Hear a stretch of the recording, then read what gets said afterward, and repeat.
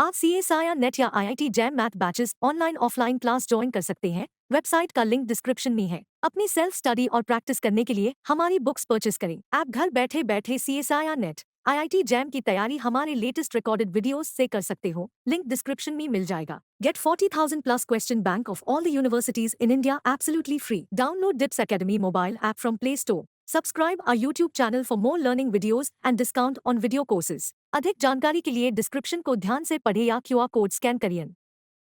On I, इसके बाद अगर ये लगा दें, then which of the following is necessary true. ऐसे लगा सकते statement, if F is differentiable on I then which of the following is necessary true. 1 uniformly continuous, F is UC, B, f is Lipschitz function, C, f is Riemann integrable। चलो इसको ये ले लेते हैं, और D, f is continuous, है ना। ये मतलब होता है which implies, ठीक है, if P implies Q then whenever P, Q has to be true. It has to be necessarily true because P is sufficient for Q. So if any condition is sufficient for some conclusion, then that conclusion is always true. That we refer as necessarily true. Clear? जैसे if G is abelian, then which of the following is necessarily true? It has a cyclic subgroup, proper cyclic subgroup. Its every subgroup is abelian. Its every subgroup is cyclic. ऐसे option लगा सकते हैं. So its every subgroup is abelian is true. यही तो है ना. Its every subgroup is cyclic. खुद भी होता है. तो अभी आपने खुद ही बोला नॉट नेसेसरीली, तो वो अपने आप इंप्लाई कर रहा है ना कि this is necessary true. Clear? शुरू करें टॉपिक। इसी के लिए पढ़ रहे थे हम लोग, पूरी माथापच्ची इसी टॉपिक के लिए थी, है ना। Sequence series of functions, sequences of function and then series of function, पूरा analysis, re analysis higher level पे इसी के लिए पढ़ा जाता है। क्यों पढ़ा जाता है अभी तक नहीं मालूम लोगों को, ठीक है, तो पढ़ा इसी के लिए जाता है। छोटा सा unit, like the whole Olympic, that 15-16 odd days event, they all wait for that 15 second 100 metre race, जो 15 सेकेंड में खत्म हो जाती है, बट पूरा सारा जोर उसी पे होता है। तो यहां पर देखते हैं, अच्छा टॉपिक है, क्वेश्चन हमेशा बनता है किसी भी उसमें। गेट में तो रियल एनालिसिस के नाम पे यही आता है, गेट में रियल एनालिसिस के नाम पे यही आता है मेजरली। अगर उसमें 2 क्वेश्चन आएंगे तो एक ये आएगा, एक क्वेश्चन आएगा तो फिर यही आएगा, मतलब ये इतना इंपॉर्टेंट टॉपिक है उसके लिए। टॉपिक समझते हैं। हम लोगों ने sequence series of real number पढ़ा, and then function on a subset of R which are real valued, ये पढ़ा। देखा है 2 टॉपिक हमने डिस्कस किए, sequence and series of functions, chapter 2, और चैप्टर 3 में functions defined on a subset of R, and then they are 2 properties. 1, they are real valued, दो they are defined on subset of R but they are real valued. It is not necessary when you define a function on a subset of R it is real valued. आप खूब पढ़ेंगे ऐसे कि एक F define कर रहा हूं मैं, क्लोज इंटरवल AB2, अभी यहां भूल जाते हैं, यहां जो होगा वही वैल्यू जाएगी, ये तय करेगा। जैसे f of x equal to cos x plus i sine x, define हो गया फंक्शन, कहां चला गया? सी में। So this is defined on a subset of R but not real valued. At every point we have a complex number, है ना।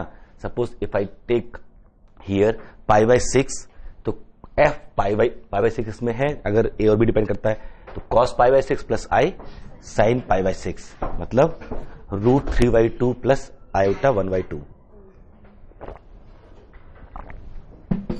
ठीक, तो 2 टॉपिक जो हम लोगों ने पढ़े थे, उनके मर्ज करके हम लोग थर्ड टॉपिक पे आ रहे हैं, नेक्स्ट टॉपिक पे आ रहे हैं। फिर से वही बात करते हैं।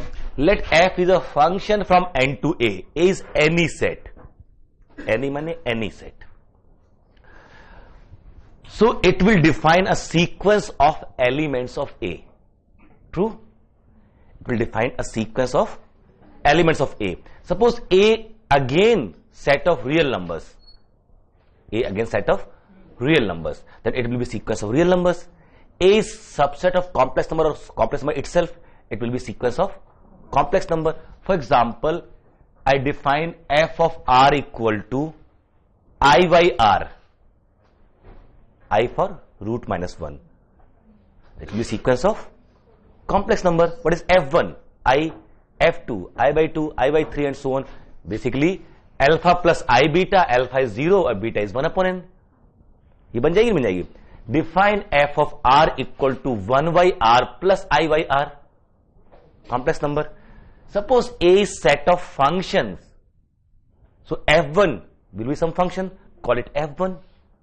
f2 मतलब f नहीं, यहां पर अगर ये a मेरा सेट ऑफ मैट्रिसेस है, suppose a set of matrices, जैसे यहां पर मैंने f ऑफ r डिफाइन किया कुछ इस ढंग से, r, r by 2, r by 4, r by 5,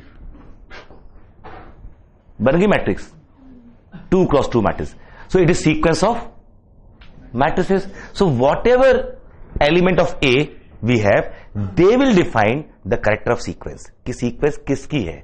clear है? था शुरू में हम लोग डिफाइन किया था, a sequence is nothing but defined through a map whose domain is n and of which codomain। Sequence हमेशा उस फंक्शन से डिफाइन होती है जिसका डोमेन नेचुरल नंबर है या कोई भी countably infinite set, but then before defining we must label it. You can replace n by any countably infinite set, but while defining map, first label that element. You can take q as well, but in that case first label it, and then it will become alpha 1, alpha 2, alpha n, and then define map. So and arrange the images in this order of like labeling. सबसे पहले किसकी image? Alpha 1 की image, alpha 2, फिर alpha हटा दो ना वहां से, फिर पहले क्या आ जाएगी? 1 की इमेज, 2 की इमेज, सेम मैटर यहां पर आ गया। So any function whose domain is n defines sequence of something, and that something is defined through codomain. 1, suppose I take instead of codomain, it is a set of functions, a set of functions suppose, ठीक है। तो यहां पर जब set of functions की हम बात कर रहे हैं, तो f of r, ये मतलब फाइव लेते हैं, सुंदर लगेगा, five of r will be what? A function. Phi of 1 will be a function, चलो उसको नाम दे देते हैं f1, phi of 2 f2 and so on. So we have f1 comma f2 comma f3, a sequence of function. अच्छा, आगे करना क्या है हमको?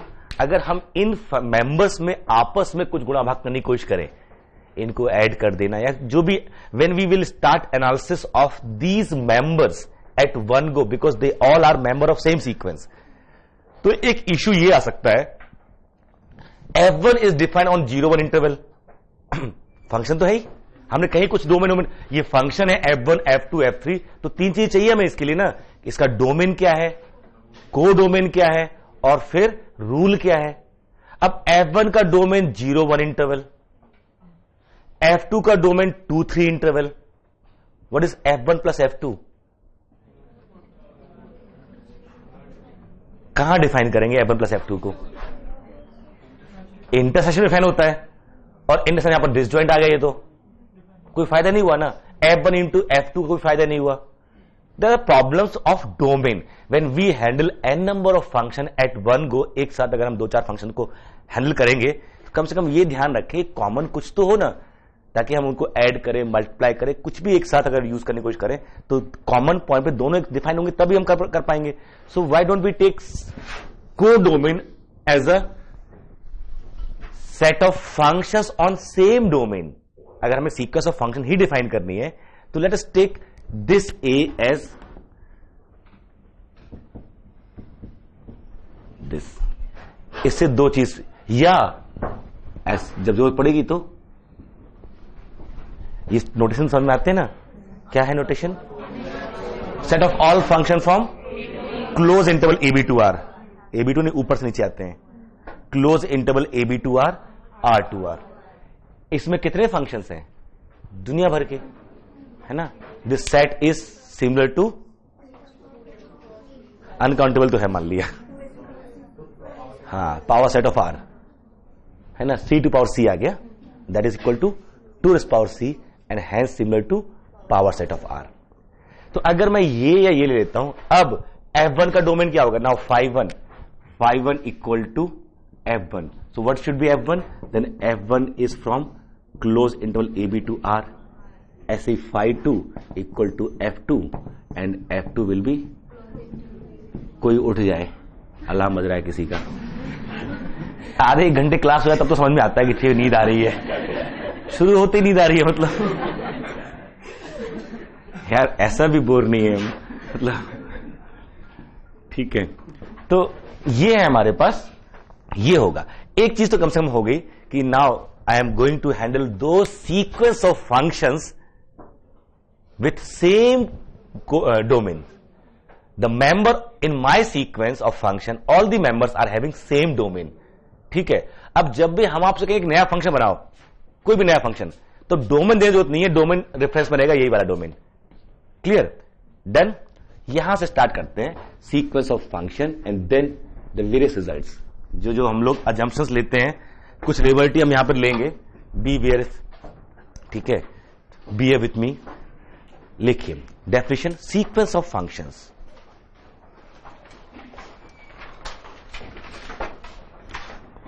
sequence of functions. Let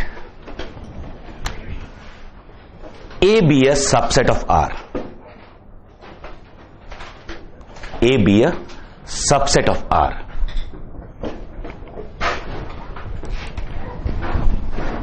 And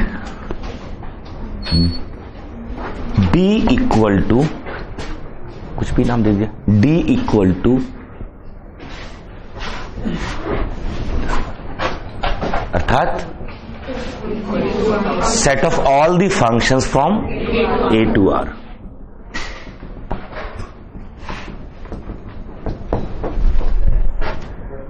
then any phi defined from, then phi from N to D, phi from N to D. Just watching videos won't help. You need to practice your learning by solving questions. Get the latest practice books from DIPS. Click on the link to buy now.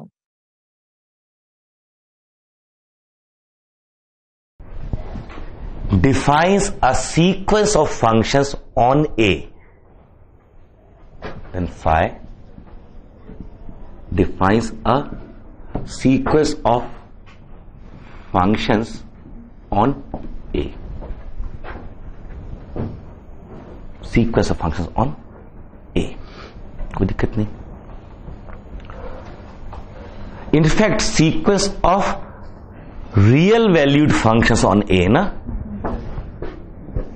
In particular, it is sequence of real valued functions on A. ठीक है?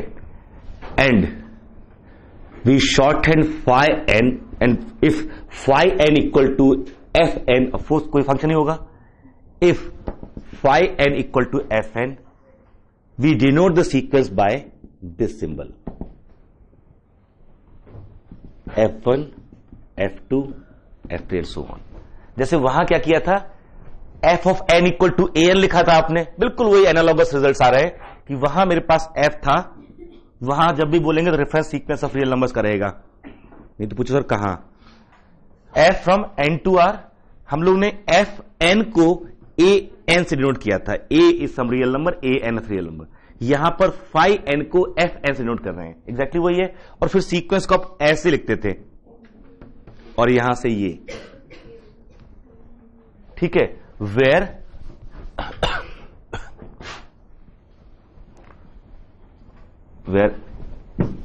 f r is a function defined on A. बहुत लोगों ने ए को लिखा है या तो आर हो मतलब कॉम्पैक्ट हो या फिर, ठीक है, मतलब कनेक्टेड हो तो ठीक है, नहीं तो कॉम्पैक्ट हो। बहुत लोग लिखते हैं, हमें यहां ऐसी कोई आफत नहीं है, हम बिल्कुल जिस मोस्ट लिबरल फॉर्म में डिफाइन करने की कोशिश करते हैं, कुछ भी हो हम सारी चीजें हैंडल कर सके। Whatever set A it is subset of R, it is compact और नॉट, क्लोज और नॉट, कनेक्टेड और नॉट, मुझे से कोई फर्क नहीं पड़ता। मुझे सीक्वेंस ऑफ फंक्शन चाहिए, फंक्शन का डोमेन कुछ भी हो, मेरे लिए वो सीक्वेंस ऑफ फंक्शन है। इतना कम से कम है मेरे पास कि मेरे भी सारे फंक्शन का डोमेन सेम है ए।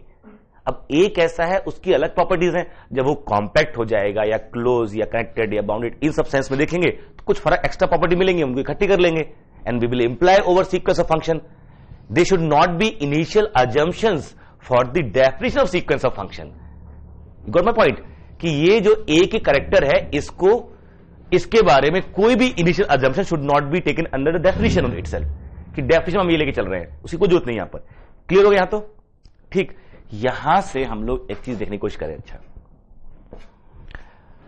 अब यहां जो भी फाई एन आ रहा है एफ एन, देखा जाए ये जो एफ एन है इसमें दो टर्म, एक एन का रोल तो हो गया होगा, जैसे अपने देखा था कि जब हमारा ये ए एन था, a n was function of n, है ना, a n, it is f n, ये तो था ना यहां पर। अब ये अपने आप में फंक्शन है तो दो वेरिएबल नहीं हो गए, एक एन हो गया और एक एक्स हो गया। फॉर एग्जाम्पल अब हम बनाए कैसे ये F1, F2, F3 कैसे बनाए, वहां पे हमने 1/n साइन 1/n कुछ एग्जाम्पल वहां लिख लिए थे, ये काम यहां भी करते हैं।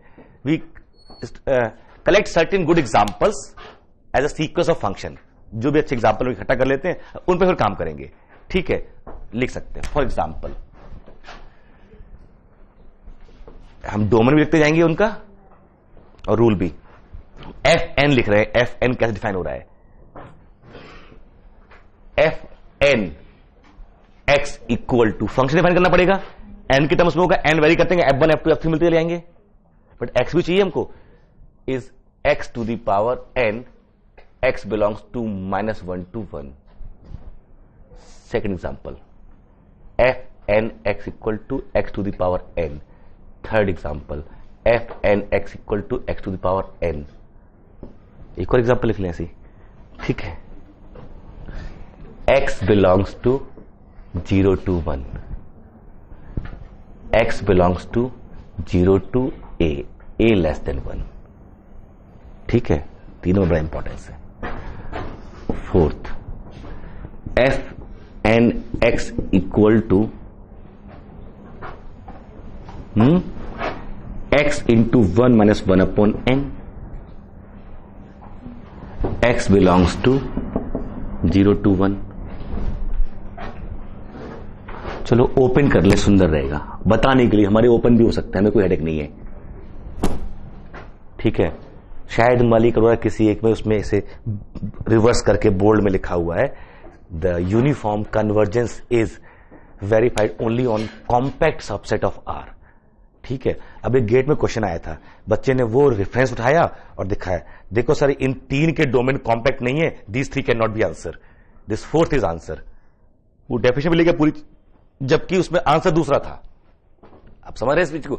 अगर केवल डोमेन पे बात चल रही है तो लोग क्या करेंगे, सीधे डोमेन चेक करेंगे, डोमेन से कॉम्पैक्ट नहीं है तो सीधे बोल देंगे, जबकि ऐसा कोई रूल नहीं है। अगर कोई इस पे है, इस पे यूसी है तो ओपन कर देंगे तब भी यूसी रहेगा वो। ठीक है, तो यहां पर पर्पसली दे रहे हैं कि यहां पर ये हो गया। फिफ्थ, कुछ लोग ऐसे होशियारी भी कर सकते हैं, F N x equal to 1/x², है ही नहीं N.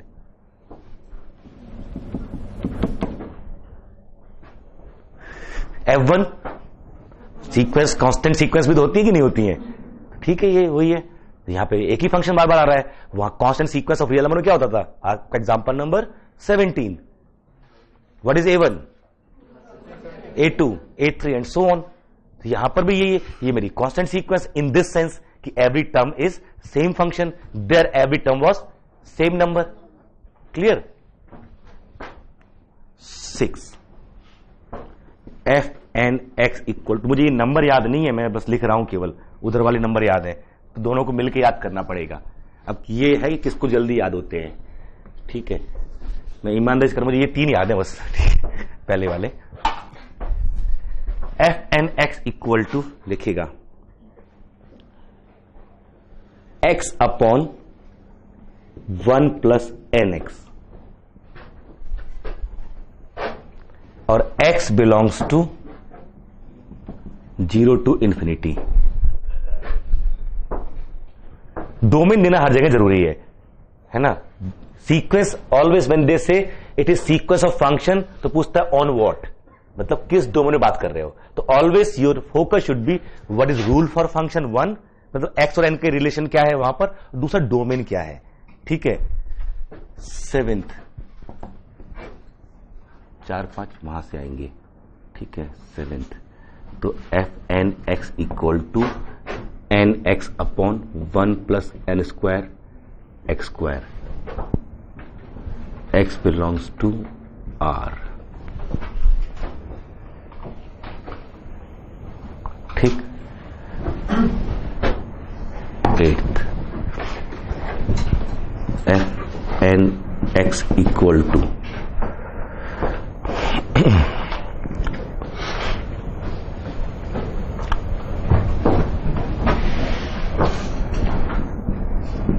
Sign N X upon N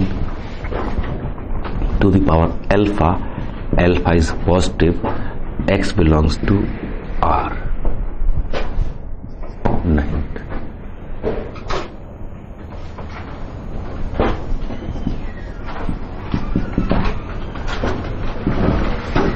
tan inverse n x, x belongs to 0 to infinity, tan f n x equal to tan inverse n x, x belongs to a to infinity और a positive.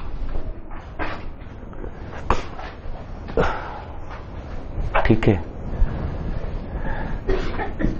11th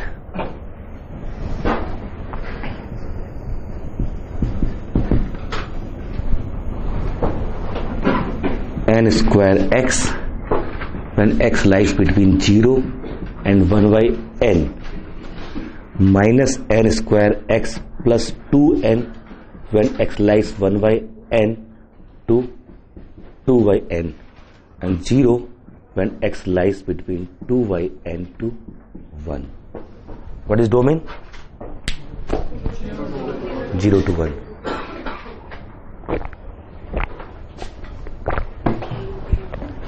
ठीक है,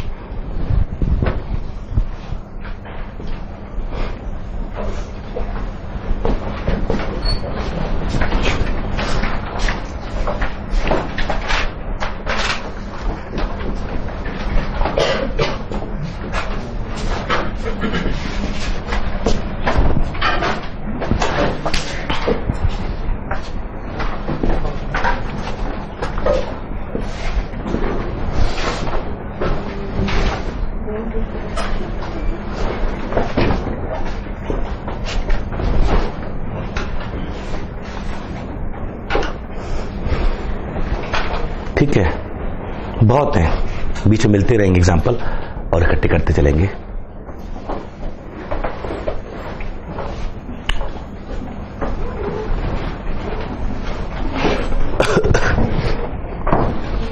आपको करना क्या चीज, simple example आ गया। जब भी आपको सीक्वेंस ऑफ फंक्शन दिया जाएगा तो हाँ जी, अच्छा बिल्कुल सही, हाँ इस पे फोकस होना चाहिए। हम कोई टेस्ट नहीं ले रहे बट ठीक है, टेस्ट में पास हो गए फिर भी कि डोमेन पे फोकस होना चाहिए कि व्हाट इज फंक्शन। तो आपको एक फंक्शन दिया जाएगा n और x में, दो वेरिएबल फंक्शन होगा n में और x में, जितने भी हैं यहां पर it is function of two variable.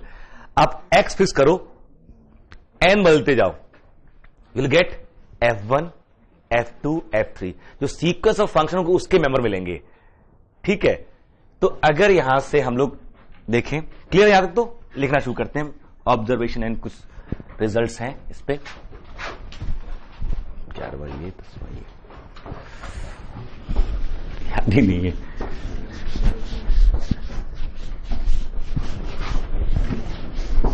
Thirteen ये है, 12 वो है, 10th वाला है। 10th वाला कौन सा है? tan इनवर्स nx और इंटरवल a टू इन्फिनिटी है, a पॉजिटिव है। 9th भी tan इनवर्स nx है बट इंटरवल 0 टू इन्फिनिटी है। ठीक है, इंटरवल फर्क पड़ेगा। फर्स्ट सेकंड थर्ड हमारे फिक्स हैं। फोर्थ हमारा x अपॉन 1 प्लस nx। अच्छा 4 5 तो वो है, पेयर में आ गए हैं। 4 5 ठीक है, 4 5 पर्पसली दिए गए हैं। बहुत सारी चीजों काउंट एग्जाम्पल बनेगा 4 5। फिफ्थ देखो एग्जाम्पल 1 अपॉन एक्स स्क्वायर।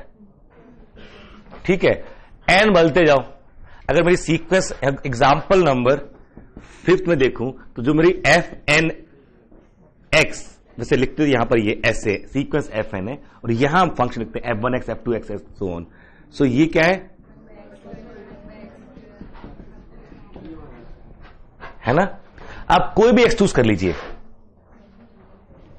तो क्या मिल जाएगी? मान लीजिए अल्फा चूज किया, क्लियर? Constant sequence.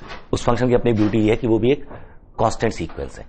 अब यहां से हम टर्म कॉइन करेंगे point sequence, family of sequence of real numbers, यानी फैमिली ऑफ पॉइंट सीक्वेंसेस। इन टर्म्स को इस्तेमाल करते हैं, फिर इनकी हेल्प से हम लोग point wise convergence, uniform convergence and properties of uniform convergence, ये 3 चीज डिस्कस करनी है हमको। पॉइंट वाइज कन्वर्जेंस क्या होता है, यूनिफॉर्म कन्वर्जेंस क्या होता है, एंड ट्रिग्नोमेट्री की, एक कैलकुलस की, एक कोऑर्डिनेट ज्योमेट्री की, एक स्टैटिक्स की, एक डायनामिक्स की, एक अलजेब्रा की। 6 बुक्स, 3 पेपर होते थे 12th में और पूरे 6 के एक कोऑर्डिनेट एंड कैलकुलस एक साथ, स्टैटिक डायनामिक्स एक साथ, अलजेब्रा ट्रिग्नोमेट्री एक साथ। 6 बुक्स इंग्लिश की भी हुआ करती थी, पता नहीं क्या करना चाहते थे उस समय। 6 बुक्स इंग्लिश की होती थी, 6 बुक मैथ्स की होती थी। यार साथ में ऑनर्स दे दो उनको, बच्चों को बेचारों को। 6 बुक तो इंग्लिश में, टेंशन इसका था कि 6 बुक्स इंग्लिश में होती थी और जो बच्चे फेल होते तो अंग्रेजी में फेल होते थे मेजरली। मतलब मार्क्स आ रहे हैं, मतलब फिजिक्स केमिस्ट्री मैथ्स, उसमें बच्चा 80s में है और उसमें 37 38 एनी हाउ पास हो गया बेचारा। ठीक है, उसके एक्सरसाइज में ये क्वेश्चन देखा, ये क्वेश्चन था और जब नहीं हुआ कि हम बाय पार्ट करते रहे ऐसे कुछ करते नहीं हुआ तो याद है मैं, चलो सबसे अच्छा तो क्या होता है जब नहीं हो रहा है तो आंसर देखो, वहां से कुछ तो हिंट मिलेगी। जैसे आंसर देखा तो क्वेश्चन भी हो गया, आंसर सीरीज में था, समझ में आया क्या किया गया उसने, कि वो उसने ऐसे लिखा 1 अपॉन एक्स, इसकी सीरीज खोल दी और फिर इसको अंदर ले गया ऐसे 1 अपॉन एक्स का plus 1 upon 1 factorial dx plus x upon 2 factorial dx and so on. इसका log x plus x square upon 2 into 2 factorial and so on. तो वो आंसर दे रहा है log x plus summation x power r upon r factorial r vary from 1 to infinity. खत्म, उसका ये answer आ गया। ये दिखा जैसे अच्छा सीरीज कहां से आ गया इंटीग्रल के फॉर्मेट में, तो उसका फिर याद आया इसकी सीरीज खोल दी होगी तो हम भी कर सकते हैं। बट यहां से यहां आने में एक ऑब्जेक्शन तो सबको ही होगा, वहां पर भी होगा कि सर ये कर सकते हैं हम, यहां पर सम निकाल के इंटीग्रेट कर रहे हैं, ठीक है, यहां इंटीग्रेट करके सम निकाल रहे हैं, बात सेम है क्या? सिंपल क्वेश्चन है कि नहीं है कि आप पहले इंटीग्रेट कर रहे हैं फिर सम निकाल रहे हैं, या पहले सम निकाल रहे हैं फिर इंटीग्रेट कर रहे हैं, दो अलग चीजें दिखाई दे रही हैं। We see what we eat, isn't it?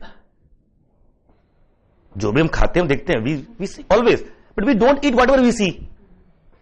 वो छोटे में यही करते हैं ना, जब आदमी बड़ा होता है पहले ये चीज, जब छोटा होता है ना तो जो भी है मुंह में वो चारों तो घूम घूम के पैर पे आठ में चारों घूम के हर चीज को, मोबाइल तो रिमोट तो, बट जैसे बड़ा होते पहला डिफरेंस यही आता है ना, रिवर्सल प्रोसेस ऑफ रिवर्सल, कि we don't eat whatever we see, isn't it? तो यहां वही हो रहा है कि see either you integrate and then sum और सम देन इंटीग्रेट। ये सही है कि नहीं है? और मुझे अब तो पक्का लगता है कि इस तरह क्वेश्चन लेवल पे नहीं होना चाहिए जहां पर ये क्वेश्चन उठ रहा है, because we are promoting a wrong habit कि you have liberty do this.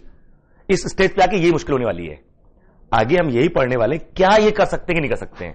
Simple question कि हम ये कर सकते हैं कि यहां से यहां जाना अलाउड है कि नहीं है, क्योंकि ये फाइनाइट नहीं है। फाइनाइट में सब कुछ होता है, फाइनाइट में चाहे पहले ये कर लो, आपको फाइनाइट नंबर ऑफ ऐड करने को दिया जाए। अभी हम लोग पढ़ के आए sequence series of real numbers, absolute convergence पढ़ के आए, कंडीशनल कन्वर्जेंस, वहां पर कुछ गुणा भाग करने से सम चेंज हो जाता है, ठीक है। तो ये सब तो नहीं होना चाहिए ना इस तरह से, तो इसके लिए क्या नॉर्म होने चाहिए? जैसे फाइनाइट सम में भी जब एक से ज्यादा बाइनरी ऑपरेशन यूज किए जाते हैं फाइनाइट उसमें एक्सप्रेशन में, तो आपको रूल दिया जाता है कि पहले किसको ऑपरेट करना है, थोड़ी कुछ भी रैंडमली ऑपरेट कर दोगे। देयर इज बोर्ड मास, है ना, bracket and of then division, there is a rule कि जब ये लगाएंगे तब वैल्यू हमारी मानी जाएगी। तो यहां क्या रूल डेवलप करने हैं, उसके लिए पूरा टॉपिक है कि हम अभी भी उसी थर्ड चैप्टर में हैं हम लोग, जहां पर लिमिट क्वांटिटी डिफरेंशिएबिलिटी पढ़ी थी हम लोगों ने, उसी में ही हम लोग फंक्शन को और ढंग से एनालाइज करने के मूड में है। तो यहां पर एक साथ बहुत सारे फंक्शन लेके चल रहे हैं, वो देखा जाता है। जैसे यहां पर एक देखा हमने कि अभी ये फंक्शंस हमारे हैं, सबका डोमेन सेम है, तो हम ऐड कर सकते हैं। The moment I have sequence of function, I will put summation sign and I will get series of function. Simple. अब सीरीज ऑफ फंक्शन मेरे पास जैसे आ गया कल ये, तो माने कि इसका सम कोई फंक्शन आएगा, अगर आना होगा, तो मैं इसको डिफरेंशिएट करना चाहूं तो इज इट गुड इनफ कि मैं हर एक को अलग अलग कर दूं? मतलब यहां पर डी अपॉन डीएक्स लिखा है, यहां पर डी अपॉन डीएक्स लिखा हुआ है, तो मैं ऐसे कर दूं उसको? क्या वही तो वहां पे किया था, या यहां इंटीग्रल साइन है, वो अंदर ले जाओ इंटीग्रल साइन जो अभी किया। Is it valid? Under what constant this is valid? This is the requirement. तो इस पूरे टॉपिक में हम ये जो इंटरचेंजेबिलिटी है कुछ ऑपरेशंस की, जैसे लिमिट ले लेना समेशन के बाहर और फिर अंदर ले जाना, इंटीग्रेट कर देना टर्म बाय टर्म, डिफरेंशिएट कर देना टर्म बाय टर्म, मतलब बाहर करना था, जब हम क्या कर रहे हैं, टर्म बाय टर्म डिफरेंशिएट करके फाइनली सम ढूंढ ले रहे हैं, या टर्म बाय टर्म इंटीग्रेट कर ले रहे हैं। पूरे सम की लिमिट निकाल ली है हमने, टर्म बाय टर्म लिमिट निकाल ली। So whether this term by term operation is valid or not, got the point? इसके लिए कंस्टेंट ढूंढने, कंडीशन जहां जहां ये अवेलेबल होगी वहां कर पाएंगे, हर जगह तो नहीं, ठीक है। अब ये जो कंडीशन अवेलेबल नहीं होंगी वहां ये भी नहीं कहेंगे नहीं कर पाएंगे, वहां करके देखना पड़ेगा, ठीक है बराबर आ रहा है क्या लगा रहा। बट जहां कंस्टेंट मिल जाएंगे हमको कि it should be uniformly convergent, वहां तुम पक्का कर पाएंगे, ठीक है। स्टार्ट कर। आप CSIR नेट या IIT jam math batches online offline class join कर सकते हैं। वेबसाइट का लिंक डिस्क्रिप्शन में है। अपनी सेल्फ स्टडी और प्रैक्टिस करने के लिए हमारी बुक्स परचेस करें। आप घर बैठे बैठे CSIR नेट IIT जैम की तैयारी हमारे लेटेस्ट रिकॉर्डेड वीडियोस से कर सकते हो। लिंक डिस्क्रिप्शन में मिल जाएगा। Get 40,000 plus question bank of all the universities in India absolutely free. Download DIPS Academy mobile app from Play Store. Subscribe our YouTube channel for more learning videos and discount on video courses. अधिक जानकारी के लिए description को ध्यान से पढ़े या QR code scan करिए।